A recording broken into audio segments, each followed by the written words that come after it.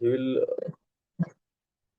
will solve the questions live along with you. The questions will be provided in the morning. You have a time, and you can read about those questions. You can get information about it. For example, committees and data with respect to it. Okay, and you have to do the practice along with it. Okay. One more request to the students. Okay.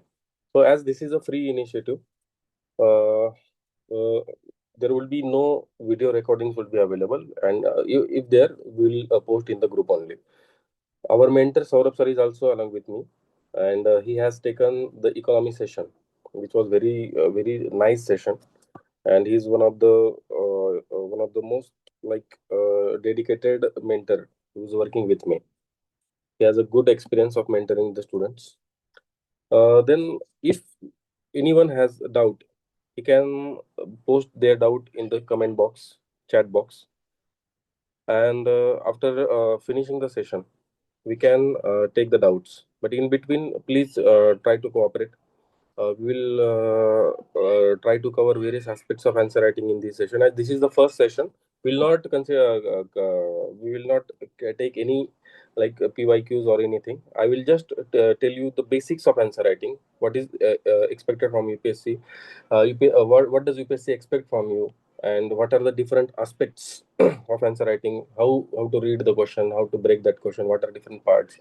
How many points you should mention, how to substantiate those points, what are different subparts of the question, what is the importance of value addition and diagrams. Okay, so we'll take that. uh, let's share the screen with you.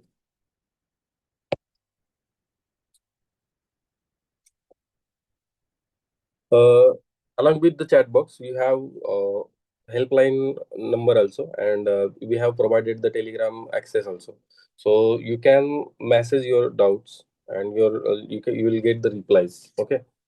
From tomorrow, we'll start with the ethics, and within the next 15 to 20 days, we'll finish ethics answer writing. Okay, for the free initiative. Okay, it will be covering the theory part as well as case studies, and we'll start with ethics because of the reason that uh, जो भी student है जो mains की तैयारी करते हैं या फिर प्रीलिम्स की तैयारी करते हैं या फिर ओवरऑल सिविल सर्विसेज की तैयारी करते हैं, वो जनरली उनका एक टेंडेंसी होता है इथिक्स को लास्ट में करने। क्योंकि अगर प्रीलिम्स क्वालिफाई हो जाता है तो हम लोग GS2 GS3 ले लेंगे and will think that no no ये छोटा सा पार्ट है, इथिक्स है, कर लेंगे बाद में। बट इथिक्स इथिक्स का ये है कि अगर आप इथिक्स अच्छे से प्रिपेयर करोगे, ethics will give you 120 125 marks.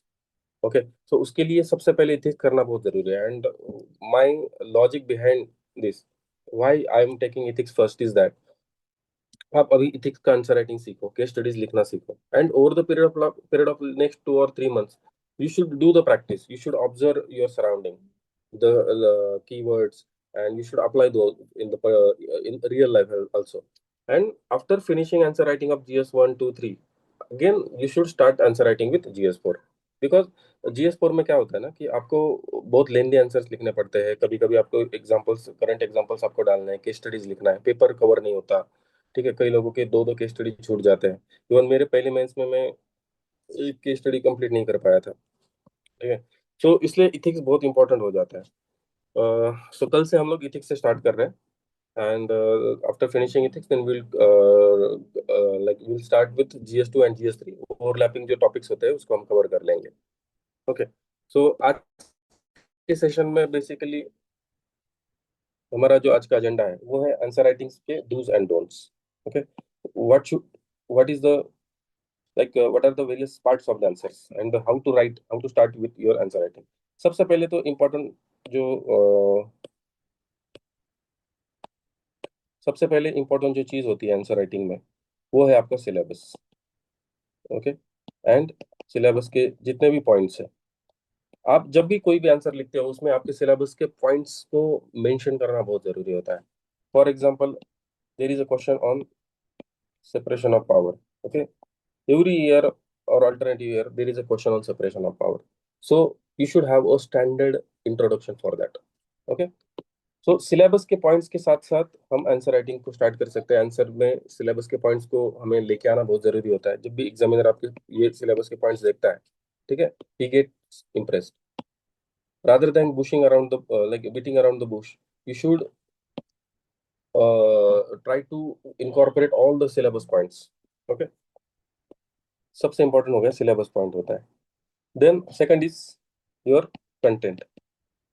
अब उस सिलेबस के ऊपर आपने जो भी नोट्स बनाए हैं, आपके नोट्स जो है अभी आपने बनाए भी होंगे तो उसके भी शॉर्ट नोट्स आपको बनाने पड़ते हैं. आपको पता है कि दो टाइप के क्वेश्चन इसमें आता है. 10 मार्क्स के क्वेश्चन होते हैं एंड 15 मार्क्स के क्वेश्चन होते हैं. 10 मार्क के क्वेश्चन के लिए आपको 2 पेज मिलेंगे. 15 मार्क्स के क्वेश्चन के लिए आपको 3 पेज मिलेंगे. और इसमें भी आपको क्वेश्चन को 2 पार्ट में या फिर 3 पार्ट में डिवाइड करना पड़ता है. तो आपके जो नोट्स है वो कितने भी बल्कि हो उसको समराइज करके आपको 2 पेज में वहां पे लिखना है. फॉर एग्जाम्पल, अगर किसी ने फेडरलिज्म के ऊपर 10 पेज के नोट्स बनाए हैं बट आंसर क्वेश्चन आया है 10 मार्क का, तो how will you right in 2 pages? तो उसका जो समराइज फॉर्मेट का जो नोट्स होगा या फिर जो आपका शॉर्ट नोट्स होगा वो बहुत इंपॉर्टेंट हो जाता है. फिर इस कंटेंट को इतना क्रिस्प कैसे बनाया जाए, तो इसके लिए इस इंपॉर्टेंट होता है कीवर्ड्स के साथ खेलना. ठीक है. और लंबे लंबे एक्सप्लेनेटरी स्टेटमेंट्स नहीं लिखने होते. आपको ब्रीफ में स्टेटमेंट्स को लिख के उसको सब्सटैंशिएट करना होता है एग्जांपल के साथ. तो ये इस तरीके का कंटेंट क्रिस्प करना, that is also one of the important part of your answer writing. Third important thing is that the addressing exact demand of the question. अब क्वेश्चन की डिमांड को एड्रेस कैसे किया जाता है एक्चुअली. तो क्वेश्चन की डिमांड को एड्रेस करना एक स्किल है. इसके लिए सबसे पहले आपको ये सीखना पड़ेगा कि ये क्वेश्चन जो पूछा गया है ये सिलेबस कौन से पॉइंट्स सिलेबस के पॉइंट्स से ये पूछा गया है. फिर इस क्वेश्चन को आपको ब्रेक करना है. ठीक है. As per the demand of the question, question को आप 2 या 3 पार्ट में डिवाइड कर सकते हो. ठीक है. और इन 2 या 3 पार्ट को आपको इक्वली एड्रेस करना है. फॉर एग्जाम्पल, कभी कभी आपको क्रिटिकल एनालिसिस करने के लिए बोला जाता है. तो क्रिटिकल एनालिसिस का मतलब होता है आपको both sides of that part, that topic आपको देने पड़ते हैं, एक्सप्लेन करने पड़ते हैं. ठीक है. तो इसमें आपको मेरिट्स डीमेरिट्स लिखने हैं, पॉजिटिव और नेगेटिव लिखने हैं. ठीक है. डीमेरिट्स लिखने हैं. और बस डिसएडवांटेज और चैलेंजेस लिख के छोड़ना नहीं होता है. आपको इसके साथ साथ 2-4 पॉइंट में इस तरीके से वे फॉरवर्ड भी लिखना पड़ता है. वे फॉरवर्ड में आप 2 या 3 पॉइंट डाल दो. सो मेरी जो स्ट्रैटेजी थी डिमांड एड्रेस करने की, तो मैं 10 मार्क के क्वेश्चन को मैंने डिसाइड किया था कि मैं 12 पॉइंट लिखूंगा. ठीक है. और 15 मार्क के क्वेश्चन के लिए मैं लिखूंगा 17 से 18 पॉइंट्स. ये मैंने माइंड में ही पहले से बना के रखा था कि कुछ भी हो जाए मेरी इस तरीके से ये होगा. इसलिए नेक्स्ट इंपॉर्टेंट पार्ट हो जाता है structure of the question, structure of your answer. अब क्वेश्चन को वेल स्ट्रक्चर्ड आंसर बनाना बहुत जरूरी होता है. और स्ट्रक्चर कैसे होता है, हम सबको पता है. जो भी यूपीएससी एस्पिरेंट है, इवन उसको एग्जामिनेशन का प्रिपरेशन स्टार्ट करने से पहले उसके दिमाग में एक होता है कि इंट्रो बॉडी कंक्लूजन कहीं ना कहीं से हमने सुना होता है. तो एक अच्छे आंसर में हम लोग क्या देखते हैं, सबसे पहले तो इसमें एक इंट्रो होता है, देन उस आंसर की एक बॉडी होगी, एंड फाइनली आप उसमें कंक्लूजन लिखते हो. ठीक है. ये एक स्ट्रक्चर हो गया. ठीक है. इस स्ट्रक्चर को एक प्रॉपर फ्लो होना बहुत जरूरी होता है. ओके. अब ये फ्लो क्या है, स्ट्रक्चर प्लस फ्लो, ये दो इंपॉर्टेंट चीजें हो जाती है एक बेस्ट आंसर की, स्ट्रक्चर प्लस फ्लो. अब कैसे होता है फ्लो, मैं आपको बता रहा हूँ. फॉर एग्जांपल, अगर उन्होंने आपको मेरिट्स एंड डीमेरिट्स हाईलाइट करने के लिए बोला है किसी एक्स वाई जेड चीज के. ठीक है. बट आप लोग पहले डीमेरिट लिख रहे हो बाद में मेरिट लिख रहे हो, ये नहीं चलेगा. क्वेश्चन जिस फ्लो में जा रहा है उसी फ्लो में आपका आंसर होना जरूरी होता है. इसलिए जिस तरीके से हम क्वेश्चन को ब्रेक करते हैं और सब पार्ट्स में डिवाइड करते हैं, तो उसी सब फ्लो के साथ हमें आंसर को लिखना जरूरी होता है. अब इंट्रोडक्शन जो पार्ट है उसमें अलग अलग तरीके से हम इंट्रोडक्शन कर सकते हैं. बॉडी किस तरीके से लिखना होता है और कंक्लूजन किस तरीके से लिखना होता है, उसको और डीप में ज्यादा अंडरस्टैंड करते हैं. अब जो इंट्रो है किसी भी क्वेश्चन में सबसे इंपॉर्टेंट होता है उसका इंट्रो. कभी कभी क्या होता है कि हम सारे के सारे क्वेश्चन एड्रेस नहीं कर पाते, मतलब हम स्लोली स्लोली लिखते हैं. तो कई बार एक 5 मिनट रह जाते हैं और आपको 15 मार्क का एक क्वेश्चन लिखना है. टाइम पे हम इंट्रो को स्किप कर सकते हैं, बट इंट्रो लिखना जरूरी होता है. ठीक है. मार्किंग स्कीम किस तरीके से है, ये यूपीएससी ने अभी तक बताया नहीं है. बट एक बेस्ट आंसर, जो बेस्ट प्रैक्टिस जो पहले से चली आई है और जिस टॉपर्स ने भी जिस तरीके से लिखा है, उसमें कुछ कुछ चीजें जो हमने सीखी है उसको ऑब्जर्व करके, तो हर कोई जो होता है वो इंट्रो लिखता है. अब इंट्रो जो है, इंट्रो 2-3 तरीके का हो सकता है. इंट्रो सबसे पहले तो एक सिंपल इंट्रो जो होता है, वो जिस जिस टॉपिक के ऊपर क्वेश्चन पूछा है उसकी डेफिनेशन को आपको लिखना है. ओके. जो बुक में दी हुई डेफिनेशन होगी उससे आप स्टार्ट कर सकते हैं। डेफिनेशन लिख के आप उसमें एक एग्जांपल के साथ सब्सटेंशिएट कर सकते हो। दूसरा इंट्रो लिखने का एक तरीका होता है, वो है करंट इवेंट के साथ उसको स्टार्ट करना। ठीक है। फॉर एग्जांपल फार्म्स डिस्ट्रेस के ऊपर अगर क्वेश्चन आया तो आप उसमें करंटली अगर कोई इवेंट हो रहा है उसके उसको रिलेटेड, कोई ड्रॉट आया है या फिर कुछ भी कोई चीज होती है उसके साथ आप स्टार्ट कर सकते हो। ठीक है। इंट्रो स्टार्ट करने का एक तीसरा तरीका है कि आप डेटा के साथ लिख सकते हो। जनरली डेटा के साथ हम जो इंट्रो करते हैं वो GS3 में ज्यादातर आपको देखने को मिलेगा। ठीक है। फॉर एग्जांपल अगर कोई क्वेश्चन डिजास्टर मैनेजमेंट के ऊपर अगर क्वेश्चन अर्थक्वेक के ऊपर आ रहा है तो हम उसका डेटा लिखेंगे डेफिनेशन के साथ कि कितना परसेंटेज एरिया अर्थक्वेक प्रोन है। ठीक है, उससे एक इंट्रो हो जाता है। एक और तरीका होता है इंट्रो लिखने का, वो है एक कोट लिखना। फॉर एग्जांपल वल्नरेबल सेक्शन है, सोशल जस्टिस का सेक्शन है जिसमें वुमेन के ऊपर अगर क्वेश्चन आता है तो मैंने एक इंट्रो तैयार करके रखा था, ये त्रैनार्यस्तु पूज्यन्ते रमन्ते तत्रे देवता। वुमेन के ऊपर अगर कोई क्वेश्चन आता है तो हम उसको इस तरीके से लिख सकते हैं। अगर कोई क्वेश्चन डेमोक्रेसी के ऊपर आता है तो democracy is by the people for the people of the people जैसे होगा, या फिर voice to voiceless and power to powerless. तो इस तरीके से कुछ कोट्स हमने बना के रखे थे। तो वो कोट का जो आप ऐसे के लिए कोट यूज करते हैं उसी तरीके से सिलेबस सिलेबस के हर एक पॉइंट के ऊपर अगर आप एक एक कोट तैयार करके रखते हो तो that will be a impactful intro. ठीक है। और कोट के साथ इंट्रो बहुत सही रहता है। ठीक है। एक कोट के साथ साथ आप किसी बुक का रेफरेंस देके भी इंट्रो कर सकते हो। Okay. For example welfare state के अगर ऊपर कोई क्वेश्चन है एंड गांधी जी का आप कोई बुक रेफर कर रहे हो उसमें तो भी चलेगा। ठीक है। और मतलब ये 3 या 4 तरीके हैं इंट्रोडक्शन करने के, इसके साथ आप बहुत अच्छा इंट्रोडक्शन कर सकते हो। इंट्रो कितने लाइन का होना चाहिए ये भी बहुत इंपॉर्टेंट होता है। ठीक है। अब कोई कोई बच्चे मतलब 5-6 लाइन का इंट्रो लिख रहे हैं, नहीं चलेगा। आपको 2 लाइन के अंदर या मैक्सिमम 2-2.5 लाइन के अंदर ये यहाँ तक इतना सपोज लिख रहे हैं आप, ये पेज आपका फॉर एग्जाम्पल। ठीक है। इस तरीके से ये पेज है, ये मिलेगा आपको, ये क्वेश्चन यहाँ पे प्रिंट होके आया है। तो आपका इंट्रो जो है मैक्सिमम यहाँ तक होना चाहिए। ठीक है। इस तरीके से 2 या 2.5 लाइन का आपका इंट्रो होना चाहिए, 2 पेज का अगर आपका आंसर लिखना है। ठीक है, या फिर 3 पेज का भी आपको आंसर लिखना होगा तो इस तरीके से आपको इंट्रो लिखना है। ये हो गया वेल स्ट्रक्चर्ड आंसर का फर्स्ट पार्ट जो है इंट्रोडक्शन। सेकंड पार्ट जो है दैट इज बॉडी। अब जब हम बॉडी पार्ट जो एड्रेस करते हैं क्वेश्चन का, that is the your this is your main part of your answer, जहां आपको मार्क्स मिलेंगे। और यहाँ पे आपको डिमांड एड्रेस करनी होती है। ठीक है। जब आप बॉडी लिखते हो तो रैंडमली आपको कहीं से भी स्टार्ट नहीं करना है, जो क्वेश्चन का फ्लो है इसमें आपको मेंटेन करना पड़ता है बॉडी में। दूसरी बात, आपको इसको क्वेश्चन को 2 पार्ट्स में या फिर 3 पार्ट्स में इसमें डिवाइड करना है, और हर एक पार्ट को आपको इक्वली एड्रेस करना है based on the demand of the question, equally address. Okay. अब सपोज आपने 2 पार्ट में डिवाइड किया है, तो आप 10 मार्क का क्वेश्चन लिख रहे हो तो आप उसमें 5-5 पॉइंट डाल दो और 2 पॉइंट के वे फॉरवर्ड लिख के आप कंक्लूड कर दो। या फिर आप अगर आप 3 पार्ट में क्वेश्चन को डिवाइड कर रहे हो, ये 15 मार्क के क्वेश्चन में, इसमें भी आप 4-4 पॉइंट्स डाल के कर सकते हो। अगर 10 मार्क का क्वेश्चन है उसमें भी आप 3-3 पॉइंट के 3 पार्ट कर सकते हो। ठीक है। It is based on your demand of the question. अब इस पार्ट को आप इक्वली एड्रेस कर दिया आपने। ठीक है। इस बॉडी पार्ट में इंपॉर्टेंट होता है कि जो आपने पार्ट्स डिवाइड किए वो उसको एक सब हेडिंग होना बहुत जरूरी होता है। ठीक है। अब इस सब हेडिंग को, सपोज ये this is the first part of my answer जिसमें मैं मेरिट लिख रहा हूँ, इसकी एक प्रॉपर सब हेडिंग होना जरूरी है और उस सब हेडिंग को अंडरलाइन करके उसको बॉक्स बनाना भी बहुत जरूरी है। ठीक है। This is part like this is important for the like presentation. Presentation और एस्थेटिक होना भी बहुत जरूरी होता है। अच्छे हैंडराइटिंग वाले को भी बहुत अच्छा नंबर आता है GS में, ये भी एक है। ठीक है।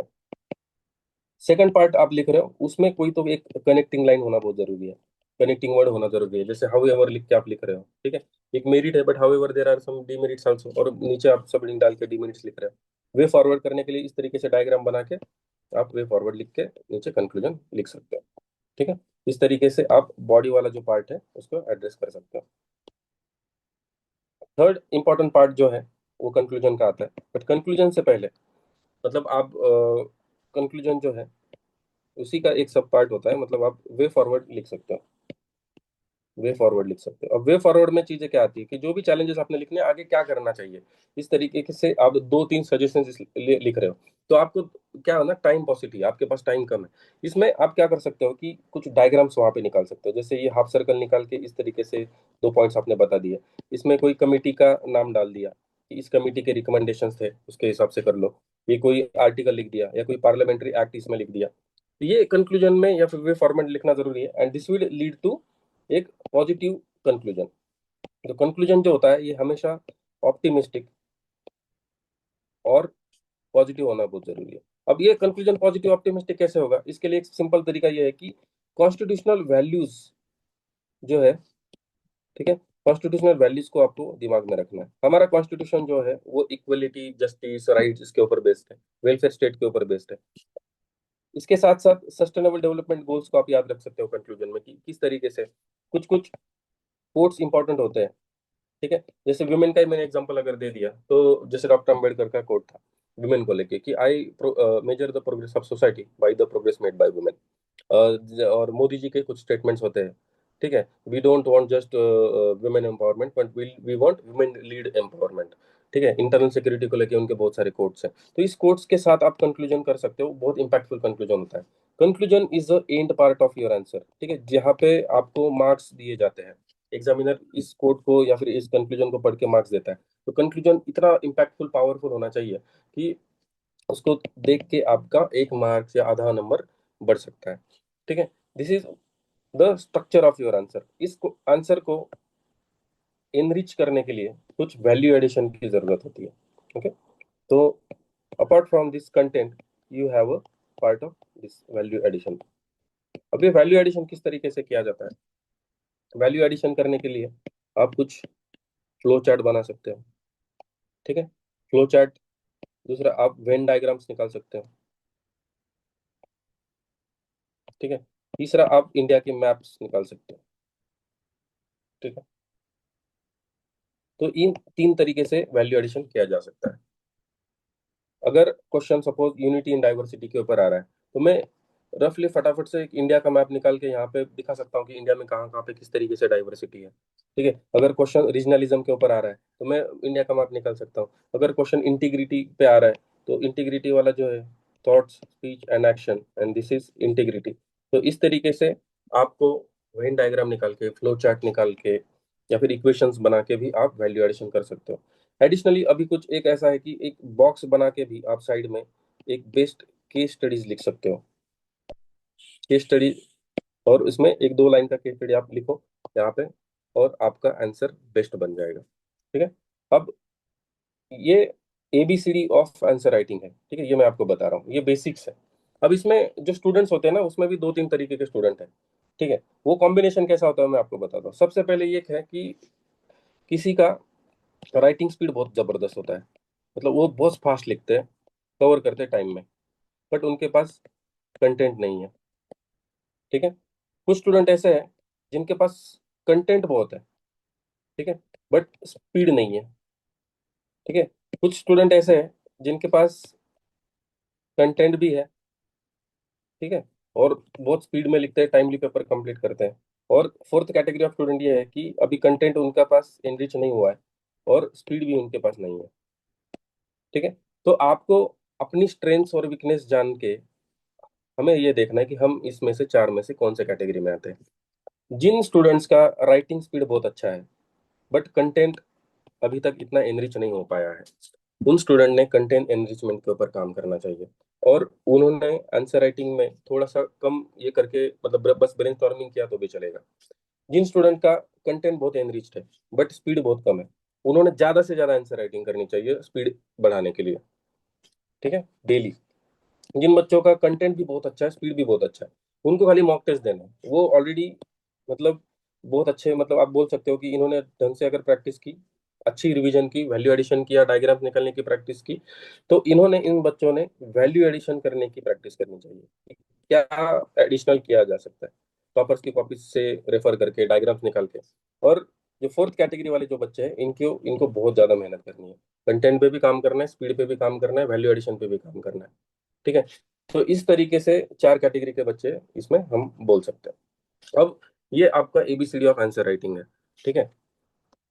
तो जैसे मैंने आपको बताया कि जीएस में, जीएस 1, 2 और 3 में 250 मार्क्स का जो पेपर आता है, इसमें 10 क्वेश्चन जो होते हैं, ठीक है, 10 क्वेश्चन आपके 10 मार्कर होंगे और 10 क्वेश्चन आपके 15 मार्कर होंगे। ठीक है। तो इसमें सबसे इंपॉर्टेंट फिर आ जाता है टाइम एलोकेशन। ठीक है। तो इनिशियली अभी से आप अगर आप आंसर राइटिंग कर रहे हो, और जो वेटरन्स है जिन्होंने ऑलरेडी आंसर राइटिंग बहुत ज्यादा की हुई है या फिर मेंस इससे पहले भी लिखा है, उनको इसमें ज्यादा दिक्कत नहीं आएगी। बट जो बच्चे जिन्होंने अभी तक आंसर राइटिंग नहीं की है, उनको इनिशियली बहुत तकलीफ होगी। हाथ नहीं चलता है, पेन नहीं चलेगा। ठीक है। तो उसमें करना क्या है कि उसमें आपको एक प्रॉपर टाइम एलोकेट करना है। इनिशियली आपको ज्यादा टाइम मतलब देना है इसमें। अभी टाइम लिमिट के बारे में सोचना नहीं है, धीरे धीरे धीरे धीरे चीजें इम्प्रूव इम्प्रूव हो जाएगी। तो एक आइडियली हम जो बोलते हैं ना कि एक 7 मिनट में आपको 10 मार्कर क्वेश्चन को लिखना है। ठीक है, 7 मिनट में। और 15 मार्कर क्वेश्चन के लिए आपको 10 मिनट देने हैं। टाइम जो स्टॉप वॉच होता है उसका आप बहुत अच्छे से यूज कर सकते हो। स्टॉप वॉच जो 100-150 रुपए में आता है, आप उसको ले सकते हो। स्टॉप वॉच लगा के आपको इसकी प्रैक्टिस करनी पड़ेगी। ठीक है। 7 मिनट एंड 10 मिनट का ये टाइम एलोकेशन जो है, उसकी प्रैक्टिस आप अगर आप करोगे, तो पहले 1-2 क्वेश्चन की प्रैक्टिस करो, फिर धीरे धीरे धीरे धीरे क्वेश्चन बढ़ा है। जैसे एग्जाम पास आएगी, आपको 3 पेपर भी एक दिन में लिखने की प्रैक्टिस करनी है, बस एक बार। इससे क्या होता है कि वो एक मेंटल बैरियर हमारा ब्रेक हो जाता है वहां पे। दूसरा, आंसर राइटिंग करने का एक तरीका ये होता है कि जरूरी नहीं कि आप बस पढ़ रहे हो और आप डायरेक्टली जाके आंसर राइटिंग कर रहे हो। सबसे पहले तो आप ब्रेनस्टॉर्मिंग भी कर सकते हो। अब ब्रेनस्टॉर्मिंग में क्या है कि कोई क्वेश्चन उठा है, उस क्वेश्चन के ऊपर आपको सोचना है। इसको हम बोलते हैं मेंटल आंसर राइटिंग। ठीक है। ये है मेंटल आंसर राइटिंग। माइंड का यूज ज्यादातर करना है इसमें, आपको स्क्रिबल करना है खाली। ठीक है, ब्लैंक पेज लिया और उसके ऊपर थॉट प्रोसेस कि क्या क्या पॉइंट्स मेरे दिमाग में आ रहे हैं। ठीक है। कोई भी टॉपिक अगर ले रहे हो, मैं इसके ऊपर ब्रेनस्टॉर्मिंग कर रहा हूँ, किसी भी टॉपिक के ऊपर आपके थॉट जनरेट होने चाहिए। और ये ब्रेनस्टॉर्मिंग करने के लिए आपके पास होने चाहिए बहुत सारे टेम्पलेट्स। अब ये टेम्पलेट्स के ऊपर अगर हम बात करें, तो एक 3-4 टेम्पलेट भी अगर आपके पास होते हैं, तो आप उसके ऊपर सोच सकते हो। तो सबसे पहला जो सबसे इजी टेम्पलेट वो होता है, वो है जीएस अप्रोच वाला टेम्पलेट। मतलब किसी भी चीज के ऊपर अगर पॉइंट जनरेट करने हैं मुझे, तो मैं GS 1 से लेकर GS 4 तक मैं उसके ऊपर सोच सकता हूँ। जैसे सबसे पहले तो मैं हिस्टोरिकल क्या डायमेंशन है उसके अंदर। ठीक है। फिर सोशल डायमेंशन में उसमें ढूंढने की कोशिश करूंगा। जोग्राफिकल पॉइंट ऑफ व्यू से अगर कुछ आ रहा है मेरे दिमाग में, मैं देखता हूँ। फिर पॉलिटिकल डायमेंशन क्या है, एडमिनिस्ट्रेटिव डायमेंशन उसका क्या है, सोशल जस्टिस के कॉन्टेक्स्ट में अगर मैं कुछ पॉइंट जनरेट कर पा रहा हूँ क्या। उसके बाद इंटरनेशनल रिलेशन के कॉन्टेक्स्ट में अगर उसमें कुछ पॉइंट है। देन GS 3 में अगर जाते हैं हम लोग, तो इकोनॉमिक पर्सपेक्टिव उसका, एग्रीकल्चरल डायमेंशन से कुछ है क्या, साइंटिफिक एंड टेक्नोलॉजिकल डायमेंशन होना चाहिए, एनवायरमेंटल साइड से कुछ होता है क्या, इंटरनेशनल इंटरनल सिक्योरिटी के डायमेंशन में अगर मैं उसमें कुछ सोच पा रहा हूँ। ओके। एंड फाइनली जो आपका इथिक्स है, तो इथिकल डायमेंशन और फिलोसॉफिकल डायमेंशन, इतने सारे पॉइंट्स आप जनरेट कर सकते हो। ठीक है। एक आंसर में इतने सारे पॉइंट्स, बट इतने सारे पॉइंट्स की जरूरत है क्या? It depends on the demand of the question again, कि क्वेश्चन किस तरीके से पूछा गया है, उस हिसाब से हम पॉइंट जनरेट कर सकते हैं। सेकंड अप्रोच जो होता है हमारा, टेक्सटल अप्रोच, जो हर जगह पे पता है। ठीक है। तो उसमें पॉलिटिकल, साइंटिफिक, टेक्नोलॉजिकल, एनवायरमेंटल, उस तरीके से डायमेंशन होता है। ठीक है। तो ये टेक्सटल अप्रोच हम बोलते हैं उसको। ठीक है। Third one is level analysis. Point generate करने के तरीके मैं आपको बता रहा हूँ। लेवल एनालिसिस में फिर आपको देखना है कि इंडिविजुअल लेवल, सोशल लेवल से लेकर जो रीजनल, नेशनल, इंटरनेशनल, इस तरीके से अलग अलग लेवल पे आपको सोचना है उसके ऊपर। ठीक है। नेक्स्ट एनालिसिस जो होता है वो है स्टेक होल्डर। तो stakeholder approach is also one of the important approach. जैसे सोशल जस्टिस के कॉन्टेक्स्ट में इसमें बहुत अच्छे से हम पॉइंट जनरेट कर पाते हैं। ठीक है। एक स्टेक होल्डर अप्रोच में क्या होता है कि कोई भी टॉपिक है, उसमें क्या क्या कौन कौन से स्टेक होल्डर है। अगर डेमोक्रेसी के ऊपर अगर क्वेश्चन आता है, तो डेमोक्रेसी के स्टेक होल्डर्स कौन है। Like peoples point of view से क्या लिख सकते हैं, गवर्नमेंट के पॉइंट ऑफ व्यू से, कॉन्स्टिट्यूशनल पॉइंट ऑफ व्यू से, जुडिशरी के एक स्टेक होल्डर है डेमोक्रेसी प्रोटेक्ट करने के लिए, उनके कॉन्टेक्स्ट में हम क्या क्या लिख सकते हैं। राइट। तो इस तरीके से स्टेक होल्डर को अगर आप कंसिडर करते हो, तो पॉइंट जनरेट किए जा सकते हैं। और लास्ट जो है आपका, जो है मिक्स्ड अप्रोच। ठीक है। तो बेस्ड ऑन द, लाइक ये उसी समय आपको डिसाइड करना होता है कि किस में मैं जीएस अप्रोच लगा सकता हूँ, किस में मेरा पेस्टल अप्रोच यूज होगा, और नहीं हो रहा है तो मैं सपोज पेस्टल के साथ साथ कुछ कुछ स्टेक होल्डर को भी लेके आ रहा हूँ। जैसे सोशल की बात चल रही है तो मैं सोसाइटी के लेवल के जो स्टेक होल्डर्स है, विमेन के बारे में लिख रहा हूँ, ट्राइबल्स, एस सी के बारे में लिख रहा हूँ। वल्नरेबल सेक्शंस के ऊपर क्वेश्चन आता है तो different types of vulnerable section है, ओल्ड पर्सन है, चाइल्ड्स हैं, एंड ऑर्फन्स आ गए उसमें, ट्रांसजेंडर्स हैं। ठीक है। तो उस तरीके से अगर हम ब्रेनस्टॉर्मिंग सबसे पहले अगर करते हैं तो आंसर राइटिंग आपका इजी हो जाता है। तो आंसर राइटिंग स्टार्ट करने से पहले आपका कुछ जो क्या क्या चीज आपको करनी चाहिए वो मैं आपको बता रहा हूँ। ठीक है। दूसरा एक मेथड होता है आंसर राइटिंग करने से पहले, अगर आपको ढंग से सीखना है तो एक, आप डायरेक्टली उसके मॉडल आंसर पढ़ो। ठीक है। Model answer, read read the model answers first. Okay.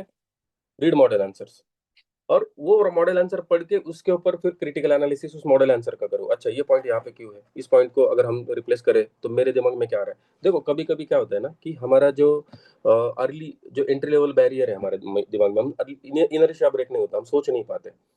इसलिए कई बच्चों को आंसर राइटिंग में इनिशियली प्रॉब्लम आती है कि पढ़ा बहुत है बट लिखे कैसे वही समझ में नहीं आ रहा है। तो उस टाइम पे आप मॉडल आंसर पढ़ लो। मॉडल आंसर पढ़ के आपको, मॉडल आंसर आपको पता है कि वर्ड लिमिट क्रॉस क्या होता है। ठीक है। मॉडल आंसर में कोई भी मॉडल आंसर कोई भी कोचिंग वाले जब देते हैं तो 150 वर्ड में लिखा हुआ आंसर जो होता है वो 400 500 वर्ड में देते हैं। अब उसकी समरी आपको 150 वर्ड में करनी है, तो उसके लिए जो क्रिस्प फॉर्मेट में आपको सीखना है। तो मॉडल आंसर पढ़ के भी आप आंसर राइटिंग कर सकते हो, और उस मॉडल आंसर को फॉर्मेट में लेके आने के लिए आपको पढ़नी है टॉपर्स कॉपीज। ठीक है। Toppers copies is one of the most important thing to clear the mains. Toppers copy से आपको बहुत सारी चीजें सीखने को मिलती है कि इन्होंने सपोज रेडीमेड एक इंट्रोडक्शन आपको मिल जाएगा, किसी ने बहुत अच्छा एग्जांपल लिखा होगा वो आपको मिल जाएगा, कोई डायग्राम कोई अच्छी जगह पे यूज की है वो आपको मिल जाएगी। ठीक है। तो toppers copies at least 2 to 3 toppers copies पर जीएस आपको पढ़ना मैंडेटरी है। मैंडेटरी है मतलब इसमें कोई कॉम्प्रोमाइज ही नहीं करना है। जितनी ज्यादा पढ़ोगे उतना ज्यादा फायदा होगा, जिसको ज्यादा फायदा लेना है वो ज्यादा पढ़ेगा। जिसको चाहिए कि नहीं बस दो काफी है मेरे लिए, वो दो तक रुक सकता है, बट मैं सजेस्ट करूंगा कि ज्यादा से ज्यादा कॉपीज टॉपर कॉपी, मैंने 5 5 टॉपर कॉपीज पढ़ी है हर एक जीएस की। उसमें से मैंने सीखने की कोशिश की, मॉडल आंसर्स पढ़े, पीवाईक्यू में ब्रेनस्टॉर्मिंग करता था। ब्रेनस्टॉर्मिंग के सेशंस भी हमने मतलब बहुत सारे जगहों पे लिए हैं, प्राइवेट कोचिंग, एक प्राइवेट इंस्टीट्यूट है जहाँ पे मतलब एनजीओ है, उसमें मैं मतलब बच्चों के लिए पढ़ाता था। वहाँ पे मैंने ये ब्रेनस्टॉर्मिंग सारे सेशन लिए, उसमें बच्चों को बहुत फायदा हुआ कि किस तरीके से मतलब पॉइंट्स को जनरेट करना होता है, किस तरीके से क्वेश्चन को डिकोड करना होता है। Okay. So this is one of the most important part of your answer writing. अब कुछ कुछ चीजें ऐसी होती हैं जो आपको मैंडेटरी है करना, और जो आप लास्ट में करते हो बट आपको फर्स्ट करना है। सबसे इंपॉर्टेंट है फैक्चुअली करेक्ट रहना है आपको। फॉर एग्जाम्पल कई बार मैंने पेपर इवेल्युएशन करते टाइम देखा कि कुछ बच्चे कुछ भी आर्टिकल कोट करते हैं जो रिलेवेंट है ही नहीं है, कुछ भी डेटा मेंशन कर देते हैं। तो आपको फैक्चुअली करेक्ट रहना है। ठीक है। अगर क्वेश्चन पॉलिटी के किसी पार्ट के ऊपर पूछा है तो उसी का आर्टिकल आपको लिखना है। ठीक है। दूसरा, जब आप पॉलिटी जैसे किसी भी टॉपिक का आंसर लिख रहे हो तो उसमें अगर आप सुप्रीम कोर्ट के जजमेंट्स, पार्लियामेंट्री अगर कमिटी का कोई रिपोर्ट है, ठीक है, कोई लॉ है उसको आप कोट कर रहे हो साथ में, that will give you extra edge. ठीक है। एज इट इज वो आपको लिखना बहुत जरूरी हो जाता है। ठीक है। आर्टिकल्स हो गए। ठीक है। फिर आपको एक छोटी डायरी बनानी है जिसमें आपको डेटा बैंक बनाना है आपका। ठीक है। डेली आप क्या करोगे कि रोज पाँच छह डेटा आपको याद करके रखना है, उसको आपस में दोस्तों के साथ शेयर करना है, उनके साथ उसको डिस्कस करना है, एक दूसरे को पूछते रहना है आने वाले टाइम में।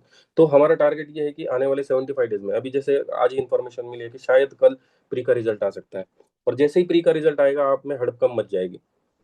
कोई अनएक्सपेक्टेडली बाहर हो जाएगा, कोई अनएक्सपेक्टेडली अंदर आ जाएगा जो मेंस लिख रहा है। और मतलब कुछ कुछ बच्चे ऐसे होंगे जो एकदम रिलैक्स बैठे होंगे, अचानक से जाग जाएंगे। तो ऐसे टाइम पे क्या करेंगे, समझ में नहीं आता आपको। वो रिजल्ट डाइजेस्ट करने के लिए कम से कम 10 15 दिन लग जाएंगे, मैं लिख के दे रहा हूँ, अपने एक्सपीरियंस से मैं बता रहा हूँ।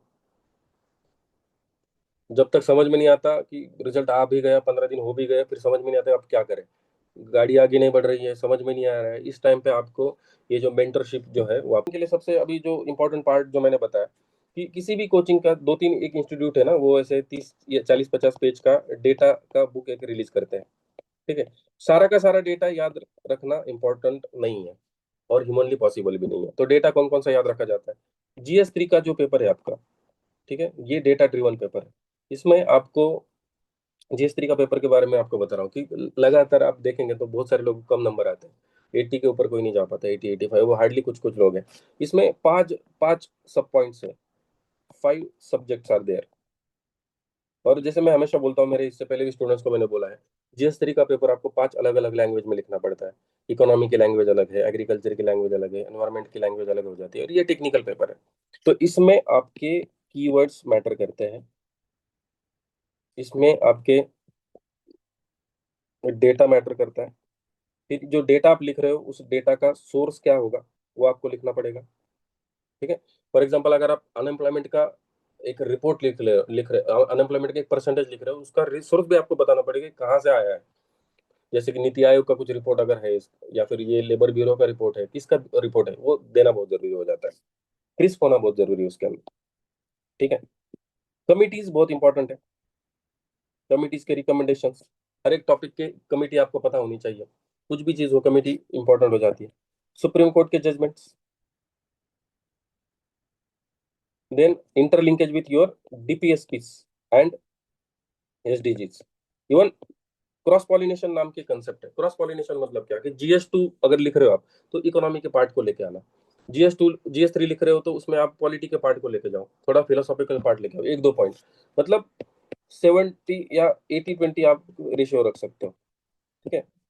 जैसे जीएस3 में आप लिख रहे हो, तो जीएस3 टेक्निकल 80% टॉपिक जो है आप उससे कवर कर लिए, 20% जो पॉइंट्स है आप जीएस2 से उठा रहे हो, जीएस1 से उठा रहे हो।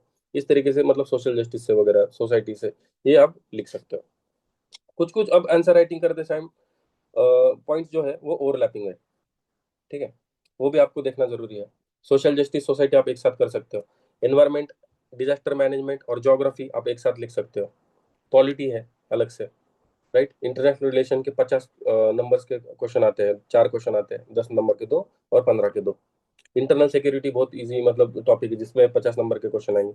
जीएस3 में क्लियर कट 5 जो सब्जेक्ट्स है, वो इसमें 50-50 नंबर के क्वेश्चन आएंगे। ठीक है, 50 × 5, इस तरीके से होता है वो। एनवायरमेंट प्लस डिजास्टर मिलके 4 क्वेश्चन आते हैं। और आप देखो कितना बड़ा सिलेबस है, आपको एनवायरमेंट अलग से पढ़ना है, डिजास्टर अलग से पढ़ना है। बट इसमें क्या होता है ना, इसमें सिंपल ये है कि आप वे फॉरवर्ड पहले से बना के रखते हो। ठीक है, एक अप्रोच बना के रखना है आपको। ठीक है। जैसे कोई भी आंसर आप लिख रहे हो 15 मार्क का, मेरा अप्रोच कैसा रहता था, 15 मार्क का जब भी मैं आंसर तैयार करके मैंने जो रखे थे, उसमें सजेशंस और सॉल्यूशन जो थे वो कॉमन हुआ करते थे। जैसे डिजास्टर मैनेजमेंट का कोई भी क्वेश्चन आता है, impact of disaster management, impact of any disaster would be the same. बस डिजास्टर की डेफिनेशन अलग हो जाएगी, उसका डेटा अलग हो जाएगा, उसका डायग्राम अलग हो जाएगी। अदरवाइज इम्पैक्ट तो वही है, सोशल, पॉलिटिकल, इकोनॉमिकल, एनवायरमेंटल। वो इम्पैक्ट हो रहा है उसमें, आप उसके डीप में अगर जाते हो, वर्टिकल्स में जाते हो, तो स्टेक होल्डर अप्रोच आप लगाओ। विमेन के ऊपर क्या इम्पैक्ट हो रहा है, एल्डरलीज के ऊपर क्या इम्पैक्ट हो रहा है। ठीक है। रूरल एरियाज में क्या इम्पैक्ट उसका हो सकता है, फिर उसके ऊपर सजेशंस आपको लिखने। सजेशंस में जब बताता हूँ, तो उसमें मैंने ये भी चीज बताई थी कि सबसे पहले आपको जब सॉल्यूशन देना है, तो पहले कॉन्स्टिट्यूशनल प्रोविजन उसके ऊपर क्या है, फिर लीगल प्रोविजन क्या है, फिर इंस्टीट्यूशनल प्रोविजन उसके ऊपर हमने क्या करके रखी है। कोई भी टॉपिक आप उठाओ, कोई भी वे फॉरवर्ड का इस तरीके से एक फॉर्मेट होता है। ये मैंने मतलब सजेस्ट बना के रखा था। कोई भी अगर देखते हैं हम लोग, एनवायरमेंटल प्रोटेक्शन की अगर बात करें, तो कॉन्स्टिट्यूशनल प्रोविजन उसके लिए क्या है, लीगल प्रोविजन क्या हो सकती है, इंस्टीट्यूशनल प्रोविजन क्या हो सकती है। फिर आता है उसमें कोई पॉलिसी है क्या। ओके। अगर पॉलिसी है, तो कोई गवर्नमेंट प्रोग्राम होगा उसके पॉलिसी के अंदर, या गवर्नमेंट की स्कीम होगी। ठीक है। क्या इसके अंदर पीपल्स पार्टिसिपेशन है। ठीक है। ये पॉइंट आ गया उसमें। क्या इसके अंदर हम कोई इंटरनेशनल कन्वेंशन भी कर चुके हैं क्या। तो इस तरीके से आप वे फॉरवर्ड में देखो, 1 2 3 4 5 6 7 पॉइंट तो यहीं पे जनरेट हो गए हमारे, जो हम सजेशंस में वे फॉरवर्ड में लिखते हैं। और ये कॉमन है, ये किस किस चीज में कॉमन आ जाता है, ये environment, geography, disaster management, even internal security की भी जो टॉपिक है, साइबर सिक्योरिटी के अगर सपोज आ गया इसमें, तो साइबर सिक्योरिटी में what is the constitutional provision, what is the legal provision, what is the institutional provision, what are various institution, and then if there is any committee associated with it, and finally end with the quote. Okay. तो इस तरीके से आप अगर answer writing करते हो, practice करते हो, मुझे नहीं लगता कि आपको कोई भी तरीके से, किसी भी तरीके का कोई भी दिक्कत होगा। एंड आने वाली सेशंस में हम लोग अभी जिस तरीके से इथिक्स करा रहे, तो यही अप्रोच हमारा रहेगा। एग्जाम्पल, हाँ, एक लास्ट सबसे इंपॉर्टेंट चीज जो बताना रहेगी, वो है आपको एग्जाम्पल बैंक बनानी है। ठीक है। और ये कहाँ से लेके आएंगे? जो लोग न्यूज़पेपर पढ़ते हैं डेली, 15-20 मिनट आप मतलब बस एग्जाम्पल ढूंढने में लगाओ। न्यूज़पेपर अगर आप पढ़ रहे हो तो मैं कौन कौन से एग्जाम्पल, और आपने अगर सिलेबस गो थ्रू किया है तो आपको सबसे इजी जाएगा कि ये एग्जाम्पल मैं GS1 में यूज कर सकता हूँ, GS2 में, GS3 में। एक छोटी सी डायरी करनी है आपको। उस डायरी में, डायरी को 4 पार्ट में डिवाइड करो, GS1 2 3 4। जहां पे आपको लग रहा है कि एग्जाम्पल GS1 में मैं लिख सकता हूँ, वहां पे लिख दो आप सिलेबस के नीचे। ठीक है। ये एग्जाम्पल एग्जाम्पल बैंक बहुत जरूरी होता है। ये आपको एक्स्ट्रा एज देगा। और आधे मार्क का जो इंपॉर्टेंस है, आप हर एक क्वेश्चन में अगर आधा मार्क बढ़ा रहे हो तो आप सोचो आप कितना मार्क बढ़ा रहे हो। हर एक GS में आपके 10 नंबर बढ़ जाएंगे, मतलब 4 GS मिलके आप 40 नंबर बढ़ा सकते हो। आपको पता है कि 40 नंबर मतलब कितना होता है? एक मार्क के डिफरेंस में कम से कम 15 से 20 बच्चे होते हैं फाइनल मेरिट में, एक मार्क के डिफरेंस में। तो यहाँ पे आधे आधे मार्क की लड़ाई है ये हमारी। तो जहां जहां हम आधा मार्क बटर सकते हैं वहां से लेंगे। डायग्राम्स जहां पे निकाल सकते हैं, फ्लो चार्ट जहां निकाल सकते हैं, मैप जहां निकाल सकते हैं, वो सारी चीजें करनी है। आप अपना 100% दो, हम भी हमारा 100% देंगे आपको। ठीक है। तो इस तरीके से this is the basics of answer writing. इसमें सौरभ सर अगर लाइन पे है तो सौरभ सर प्लीज, आपको अगर इसमें कुछ ऐड करना है तो प्लीज ऐड कर सकते हो। Yes, good evening, all. Yes. Pappu sir had told completely, सब उन्होंने बता ही दिया है वैल्यू एडिशन कैसे होता है एंड ऑल। ठीक है सर, मेरे साइड से कुछ नहीं, आप कंटिन्यू कर सकते हो। ओके, चलो। So this is all about the basics of answer writing. And Saurabh sir, आप कुछ प्रोफाइलिंग फॉर्म को एक्सप्लेन करने वाले थे तो हाँ प्लीज हाँ, आप ठीक है। बच्चों को ये। यस, वो करता हूँ मैं। सी, जैसे सर ने अभी पूरा आंसर राइटिंग का स्ट्रक्चरिंग एंड ऑल काफी इन डेप्थ बताया, उसमें मुझे अब वैल्यू ऐड करने की कोई रिक्वायरमेंट नहीं। Sir was saying about three things. उन्होंने कहा कि just I am sharing one PDF, just wait. Okay. Sir ने कहा कि there are three initiatives running on. तीन इनिशिएटिव्स चल रहे हैं हमारे, एक फ्री इनिशिएटिव। तो first of all, regarding free initiative, I wanted to add one thing. The way sir explain the things, इसी सेम वे में कल से आपका GS4 से हम स्टार्ट करने वाले। There would be one mentor apart from Bappu sir and me. There are another mentors also, again our all mentors are minimum interview appeared CSE में। ठीक है। तो वो कल से GS4 एक स्ट्रक्चर फॉर्म में सेक्शन ए से स्टार्ट करेंगे, फिर section B case study. Okay. तो ये कंटिन्यूसली आप ग्रुप फॉलो करो, वहां पे आपको प्रॉपर डेडिकेटेड डिस्कशन, जिस वे में अभी आज हमने कंडक्ट किया, जूम सेशंस हो गए, आपको अपडेट किया जाएगा। डेली ये आंसर राइटिंग सेशन होने वाला है। ये फ्री इनिशिएटिव कंटिन्यूअस रहेगा। And as highlighted by sir, second would be mains mentorship plan. Mains mentorship plan 2026। Okay. तो इसके बारे में details and all things already have been uploaded on group. वहां पे आप देख सकते हो, वहां पे एक यूट्यूब वीडियो पर भी अवेलेबल है। बट मैं आपको समराइज करता हूँ, यहाँ पे क्या होने वाला है। यहाँ पे आपको एक डेडिकेटेड मेंटर असाइन किया जाएगा 3 मंथ्स के लिए। एग्जाम्पल, आपकी मेन सब जब अगस्त में होगी, तब तक आपका tracking, performance tracking and all those things देखने के लिए एक डेडिकेटेड मेंटर रहेगा। यहाँ पे कोई आंसर राइटिंग एवेल्यूशन नहीं होगा, सर ने भी आपको बताया। बट यस, यहाँ पे आपको हम PYQ ब्रेनस्टॉर्मिंग सेशंस प्रोवाइड करेंगे। ओके, मतलब एग्जांपल रिवर्स ऑर्डर में 25, 24, 23। ओके। जो PYQ सेशंस है कि वैल्यू एडिशन कैसे होना चाहिए, या जो रिस्पेक्टिव हमें जो लगता है, जो जो इंपॉर्टेंट थिंग्स है। मेजर हमारा काम रहेगा अकाउंटेबिलिटी। तो अभी रिजल्ट पे आएगा एज सेड बाय सर 1-2 दिन में। Okay. So mains mentorship 2026 already this program has been started. some admissions already took place in this program. And third program, that is called as year long mentorship. अब इस programme में क्या है कि those people who are not expecting to clear this year prelims, but they wanted to prepare अगले साल के लिए काफी डेडिकेटेडली। तो यहाँ पे हमारा मेजर फोकस है रहने वाला है accountability tracking. Okay. Accountability tracking, यहाँ पे भी सेम प्रोसीजर रहेगी।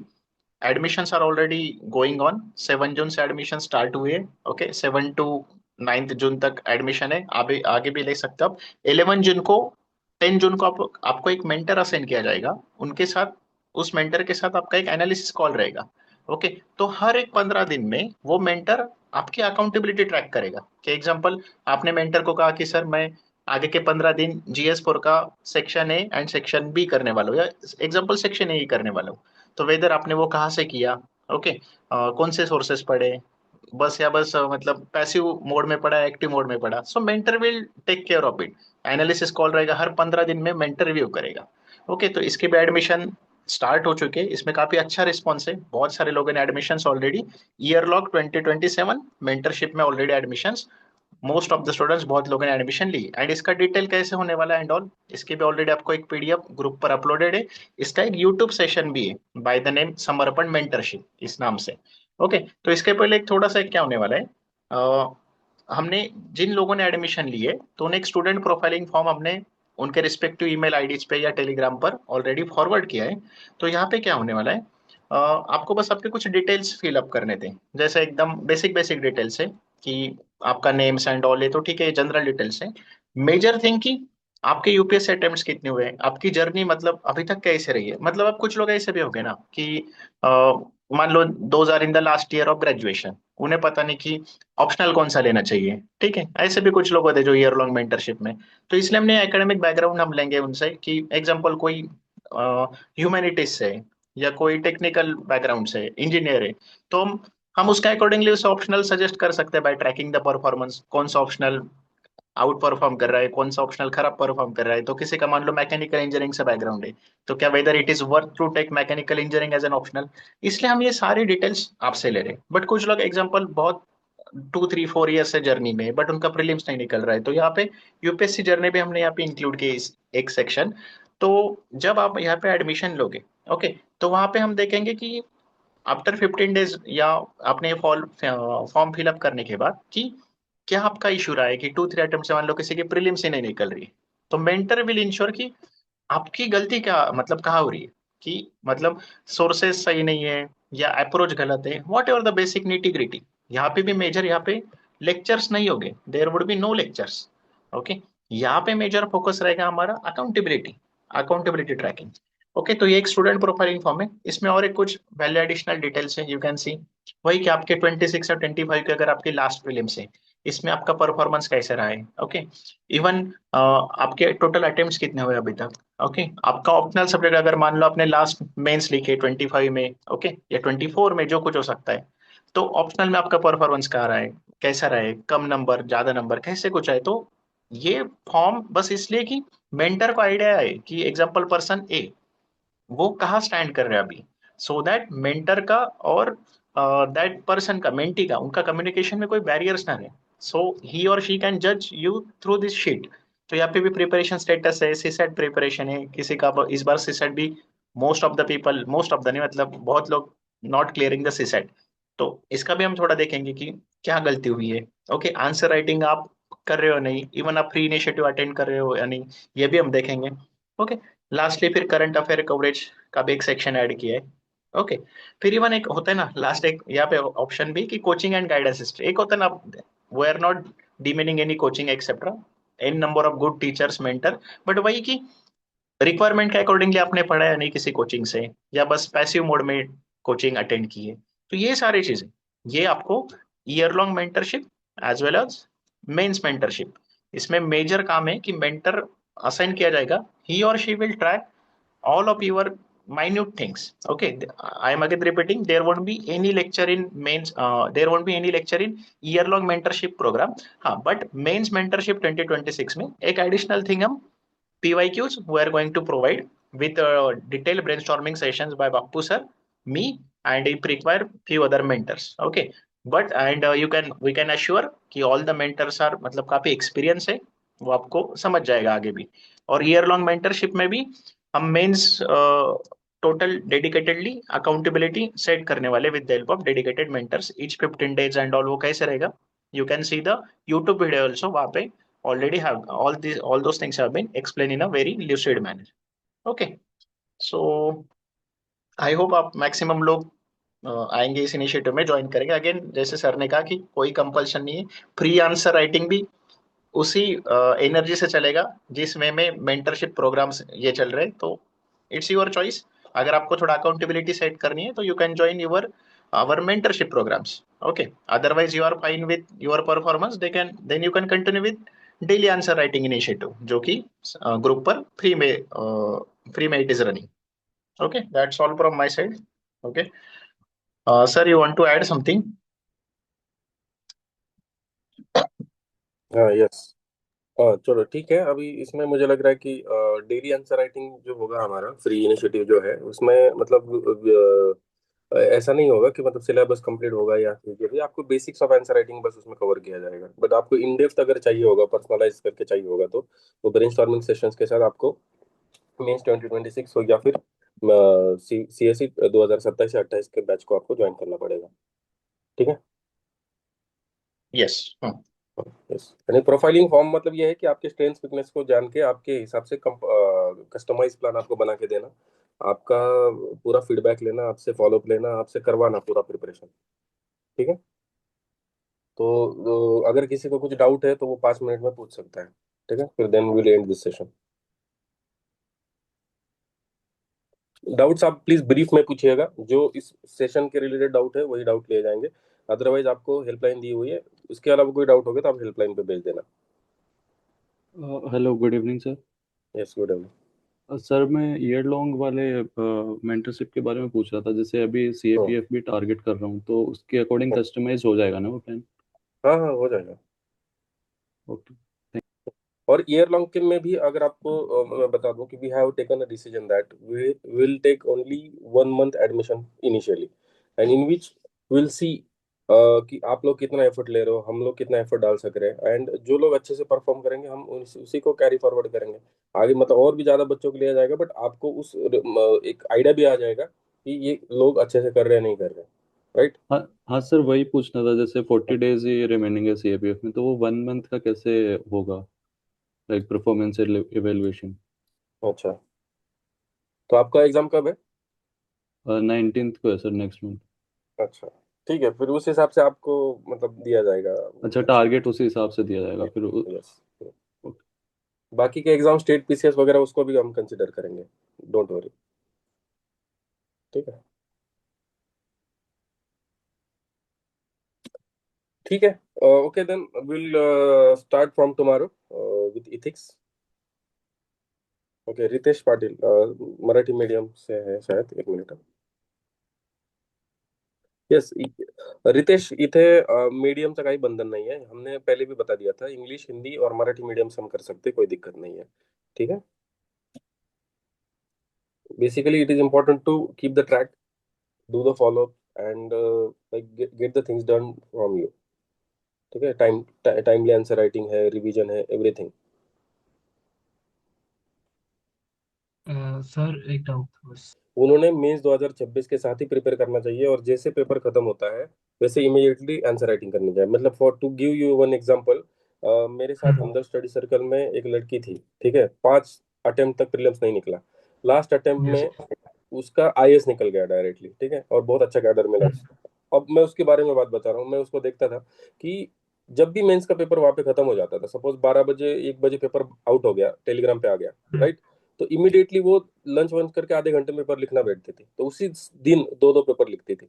We have to keep that in mind. उससे हमें वही चीज सीखनी है कि जैसे अगर मैं अनफॉर्चुनेटली सपोज आधा नंबर इधर उधर हो गया, सीसेट निकल गया, जीएस में ऊपर नीचे हो गया कुछ, बट कभी ना कभी तो लिखना है ना, इतना मेहनत हमने जो लिया है।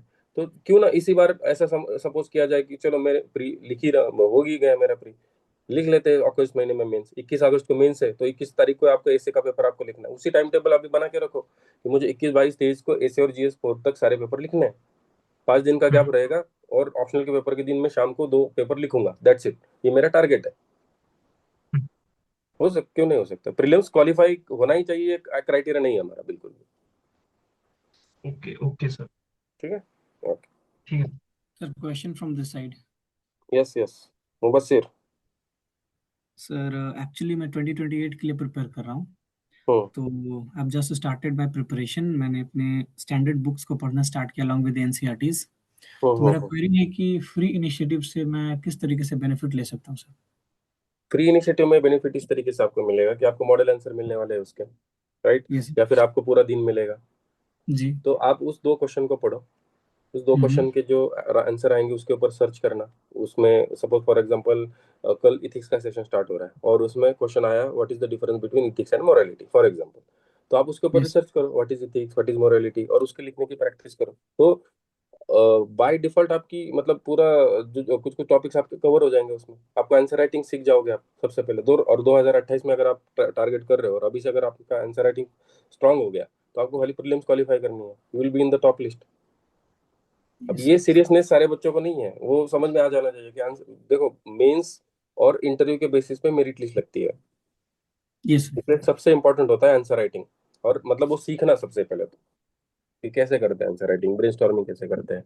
तो वो आप वो सीख जाओगे, ब्रेनस्टॉर्मिंग करना सीख जाओगे, क्योंकि हमारा मेंटर लाइव उसमें 2 क्वेश्चन को वो डिकोड करके दिखाएगा कि इसमें क्या लिखना था, इसमें कैसे एग्जांपल डालने हैं, क्या डायग्राम निकालनी है। और सिलेबस के पॉइंट को सामने रखो कि कौन कौन से टॉपिक का सिलेबस का पॉइंट कवर हो गया, टिक करते रहो उसके ऊपर, जो बचा होगा वो अपने से कर लेना है उसमें। तो एज यस एन असाइनमेंट वो बचे हुए टॉपिक भी हो जाएंगे और ऑनलाइन बाकी के सारे टॉपिक हो जाएंगे। यस, और थैंक यू सो मच। ठीक है,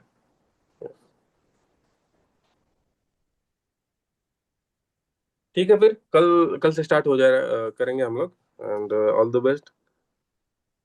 उतनी ही है, ठीक है। बस वो फर्स्ट मंथ के लिए हमने रखा था, आप हेल्पलाइन को मैसेज करो। अथर्व अथर्व को मैं कांटेक्ट करता हूँ, कोई दिक्कत नहीं हाँ, यस यस, ओके, ठीक। ठीक है, see you in upcoming session, yes, thank you.